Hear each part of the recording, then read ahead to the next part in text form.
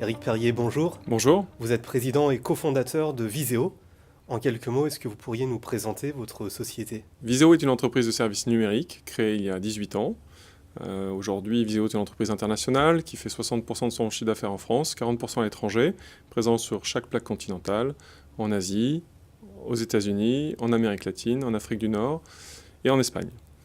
Nous intervenons dans la technologie et nous accompagnons nos clients à transformer leurs organisations en utilisant la technologie comme un puissant levier de transformation. D'accord, et quels sont vos principaux types de clients? Alors nous travaillons surtout pour des grandes ETI locales, donc sur chacune de nos territorialités, et pour des grands groupes qui ont des ambitions mondiales. Alors Viséo se définit comme une entreprise qui est, entre guillemets, bâtisseur de croissance à long terme.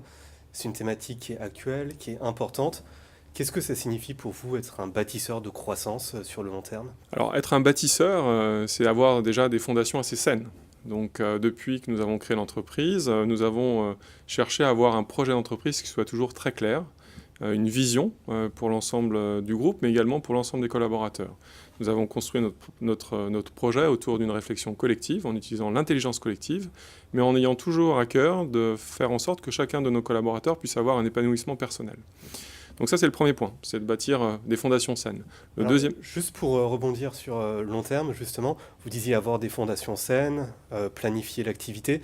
Quand on planifie sur le long terme, c'est sur combien d'années? C'est sur 5 ans? C'est sur 10 ans? Alors dans notre métier, nous sommes dans le monde de la technologie. Où tout va très vite, justement. Tout va très vite. Avoir une vision à 3 ans, ce qui était la vision, enfin l'espace-temps que l'on s'autorisait au début de la création de l'entreprise, c'est tout à fait cohérent. Aujourd'hui, nos collaborateurs ont une vision à 6 mois, 18 mois. Donc on est obligé de travailler sur des séquences beaucoup plus courtes. Donc on travaille sur une vision à moyen terme, à 3 ans, qu'on réactualise chaque année, en essayant d'y apporter de nouveaux ingrédients pour adapter, on va dire, notre vision globale avec, on va dire, l'opérationnel ou l'écosystème dans lequel nous évoluons. Alors ce qui est très intéressant aussi, c'est que vous êtes une entreprise, on va dire, à très forte croissance. C'est une croissance qui se matérialise comment? Est-ce qu'elle est plutôt externe? Est-ce qu'elle est plutôt interne? Est-ce que c'est un mix des deux? Nous avons enchaîné 18 années de croissance à 2 chiffres, en mixant à la fois de la croissance organique, très importante dans notre métier, puisque nous sommes dans un métier de service qui est basé sur la qualité des hommes, des individus, nos talents, mais également en faisant une dizaine d'opérations de croissance externe. À la fois pour consolider les savoir-faire historiques de l'entreprise, mais également pour se déplacer sur des nouveaux territoires sur lesquels on a choisi finalement entre le make or buy, le buy, pour accélérer, on va dire, notre déplacement sur l'échiquier sur lequel on était positionné. À quel territoire vous pensez, par exemple? Nous étions plutôt dans le monde du process, dans des processus de gestion de l'entreprise. On s'est déplacé sur le monde de la data, d'abord sur la business intelligence, puis sur la data science. On s'est déplacé du développement web et mobile vers l'intelligence artificielle, le machine learning, au travers de croissance externe. Donc on a croisé nos parcours d'entrepreneurs avec le parcours entrepreneurial d'autres créateurs d'entreprises qui ont décidé de rejoindre le projet de Viséo et de construire avec nous un nouveau projet collectif. Alors vous l'avez mentionné tout à l'heure, vous êtes 2200 collaborateurs, certains ont intégré le groupe par le biais de croissance externe. Du coup, ça pose quand même un grand défi. Comment vous faites pour intégrer ces nouveaux salariés, qui ont parfois une culture d'entreprise différente, et comment, entre guillemets, vous les moulez dans la culture Viséo? Alors justement, on ne les moule pas. Donc on part du principe que notre organisation doit être en perpétuelle évolution, qu'une entreprise qui ne change pas, qui ne se réorganise pas, qui ne se repositionne pas sur ses savoir-faire historiques est une entreprise qui meurt. Donc en fait, on part du principe qu'on doit repenser notre projet d'entreprise collectivement. Et c'est ce qu'on fait chaque année en mettant le projet d'entreprise au cœur d'une réflexion globale avec l'ensemble des contributeurs, à la fois nos collaborateurs, mais également nos clients et nos partenaires. En plus, si vous n'intégrez pas ces nouveaux salariés, comme vous le mentionniez tout à l'heure, ça peut nuire à l'intelligence collective, mais surtout ça peut faire un turnover extrêmement élevé dans votre entreprise, a fortiori dans un secteur qui se caractérise par un turnover assez élevé. Du coup, est-ce que vous avez mis en place des stratégies managériales, des stratégies RH pour justement finaliser vos cadres qui par nature sont des profils relativement tech et donc très courtisés sur le marché de l'emploi? Oui, il est certain que nous sommes dans un marché de plein emploi quand on parle de la technologie. Donc effectivement, il faut qu'on imagine la façon dont on peut conserver nos talents, leur donner des perspectives d'évolution. Donc nous sommes dans une organisation qui n'est plus hiérarchisée. Donc on envisage notre relation avec nos collaborateurs de façon beaucoup plus agile qu'on pouvait le faire par le passé. On ne leur propose pas un projet à 5 ans, 10 ans, 20 ans. On leur propose plutôt de travailler sur des missions et d'avoir une certaine modularité, une certaine agilité dans la façon dont ils peuvent évoluer au sein de l'entreprise. Donc c'est quoi? C'est plutôt du management en mode projet ou vous êtes carrément dans l'entreprise libérée, l'holacratie, etc. On est dans cette transition, c'est-à-dire qu'on mise beaucoup sur l'autonomie et la personnalisation du cadre de travail de chacun de nos collaborateurs, dans une organisation qui, elle, somme toute, reste très organisée et très bien positionnée sur ses savoir-faire, mais on donne de la flexibilité. Alors ça peut prendre plusieurs formes, hein. On a mis le télétravail en place pour permettre à chacun de gérer avec plus d'autonomie, on va dire, son temps de travail et son équilibre entre sa vie personnelle et sa vie professionnelle. On a ouvert le capital de l'entreprise aux collaborateurs pour qu'ils puissent partager la création de valeur.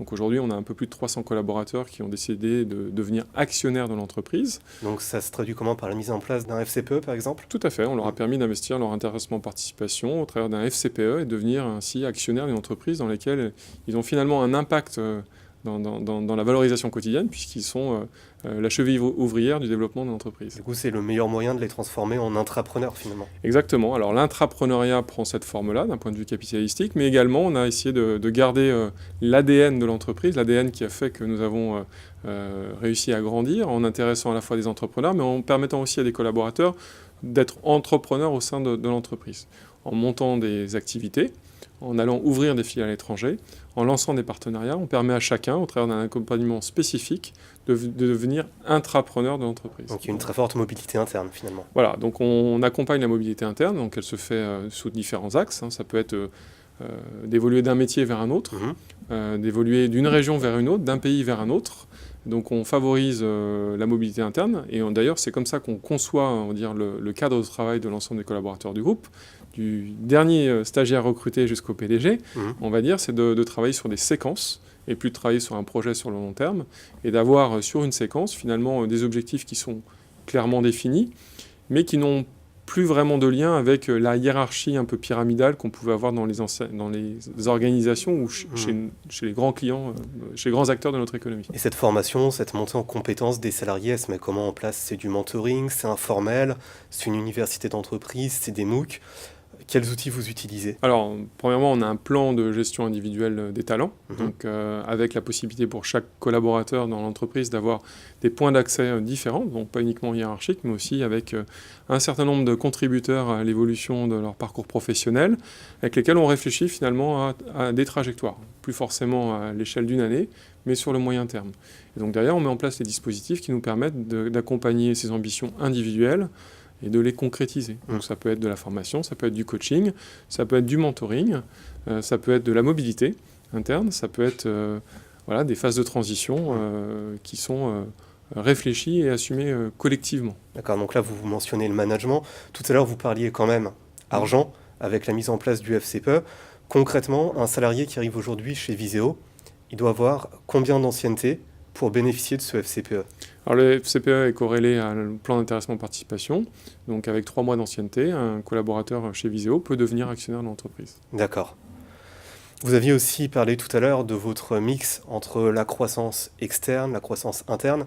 Pour vous, quels sont les avantages d'une croissance interne et quels sont les avantages d'une croissance externe?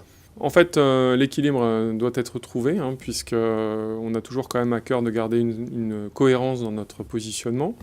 Donc la croissance organique permet simplement de consolider des acquis et de continuer à développer une dynamique autour de ces acquis. La croissance externe, on l'a plutôt vu comme un élément qui permet d'accélérer notre repositionnement sur de nouveaux métiers. Donc d'agréger des savoir-faire, donc comme un puzzle où on viendrait rajouter des pièces à d'autres pièces pour avoir une certaine cohérence d'ensemble. Donc on l'a vu plutôt comme un accélérateur dans le déplacement de nos activités historiques vers de nouveaux territoires et comme un moyen de sécuriser et d'accélérer ce repositionnement. Ce qui signifie finalement que sur le moyen terme, pour le développement de Viséo, vous allez continuer à avancer sur 2 pieds, un pied croissance interne, un pied croissance externe. Voilà, Viséo a doublé de taille tous les 4 ans, pour être tout à fait schématique, et pour 50%, cette croissance vient de la croissance organique, et pour 50% de la croissance externe. Donc on garde notre dynamique, notre volonté de continuer à croître, et d'avoir cette croissance à 2 chiffres, puisque c'est aussi la proposition qu'on offre à nos collaborateurs, c'est de continuer à croître sereinement, mais de façon très dynamique, pour leur permettre d'avoir des évolutions de carrière possibles au sein du groupe. Et donc la croissance externe fera également partie de notre modèle pour l'avenir. Et si on se projette sur le moyen terme, par exemple l'horizon 2022, comment vous voyez votre société? Est-ce que vous la voyez plus internationale? Est-ce que vous la voyez leader sur des segments particuliers? Oui, alors la technologie est très mouvante, donc elle nous offre énormément d'opportunités. On aurait pu imaginer encore il y a 15 ans que la technologie est une commodité. Aujourd'hui, la technologie est un puissant levier de création de valeur chez nos clients, dans nos organisations. Donc le poids d'une entreprise de services numériques dans, on va dire, le paysage économique n'a jamais eu autant de sens qu'aujourd'hui. Donc on a des enjeux de croissance qui s'ouvrent à nous, qui sont plutôt centrés sur les talents, puisqu'on est dans un marché de plein emploi. Donc un des grands enjeux pour nous, eh bien, c'est le développement international. Il y a encore 2 ans, on faisait 95% de notre chiffre d'affaires en France. Aujourd'hui, on ne fait plus que 60% de notre chiffre d'affaires en France. On a un enjeu sur la localisation de nos compétences. Dans quel pays d'ailleurs vous êtes le plus implanté? Dans quel pays étranger? On a un très gros positionnement sur l'Europe du Sud, entre la France, l'Espagne et le Portugal. Donc ça représente 80% du revenu du groupe. Et puis ensuite, on a 5 filiales en Asie et 5 filiales en Amérique, sur le continent américain, entre l'Amérique latine et l'Amérique du Nord. D'accord. En quoi Généo est différent dans l'accompagnement justement d'une entreprise à très forte croissance? Écoutez, je pense que les 2 points importants dans le positionnement de Généo sont d'une part sa volonté d'être positionné sur une approche evergreen, c'est-à-dire avec des logiques de sortie à long terme, et de ne plus cadencer, on va dire, leur accompagnement financier par un calendrier qui peut parfois dénaturer la stratégie industrielle d'un entrepreneur ou d'une entreprise, pour plutôt la caler sur un calendrier financier qu'un calendrier entrepreneurial ou industriel. Donc ça, c'est le premier point, c'est de laisser de la sérénité aux entrepreneurs dans le développement de leur business. La deuxième dimension qui me semble très pertinente dans l'approche de Généo, c'est l'accompagnement du dirigeant. Donc la volonté de ne pas être juste un partenaire financier, mais d'aider à la maturité du modèle économique, du positionnement industriel d'un entrepreneur, et donc vraiment d'être participant au projet d'entreprise, et pas uniquement participant. Ils font preuve d'intelligence collective. Exactement. Avoir un projet dans la durée, un projet de bâtisseur, c'est aussi savoir bien s'entourer, avoir les bons réseaux, avoir les bons partenaires, les bons clients, mais c'est aussi avoir des bons partenaires financiers. Un bon partenaire financier, ce n'est pas uniquement un partenaire qui va regarder votre compte de résultats tous les jours, mais c'est un partenaire qui est capable d'écouter et de vous accompagner dans l'amélioration de votre projet d'entreprise. Et je pense que Généo est un partenaire qui met cette ambition au cœur de son projet. Merci beaucoup Éric Perrier. Au revoir.